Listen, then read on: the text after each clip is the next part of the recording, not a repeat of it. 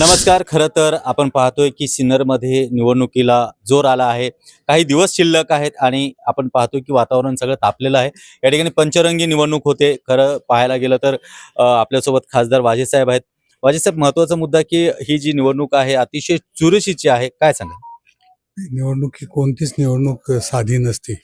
प्रत्येक निवडणूक चुरशीचीच असते आणि तशीच सिन्नरची निवडणूकही चुरशीची आहे आणि यावेळेस चौरंगी लढत असल्यामुळे अजून चुरस वाढलेली आहे.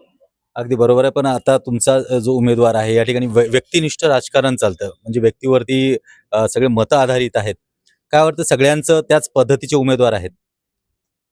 आता व्यक्तिनिष्ठ राजकारण म्हणण्यापेक्षा आता पक्षाचे उमेदवार आहेत आणि पक्षाच्या उमेदवारांनी स्वतःचं मत व्यक्त केलेलं आहे. आता मतदारांनी त्यांचं मत मतपेटीद्वारे व्यक्त करायची वेळ आलेली आहे. हां, ते पण बरोबर आहे. पण तुमच्या भावाचा मुलगा शिवसेना सोडून त्यांनी भाजपात प्रवेश केलाय. मग आणि माझे काका. अच्छा. तर त्यांनी तिकडे प्रवेश केलाय. मग काय मताचं विभाजन होईल असं वाटतं का? होऊ नये याचा प्रयत्न आम्ही करतोय आणि त्याच्यात आम्ही यशस्वी होऊ असं मला वाटतं.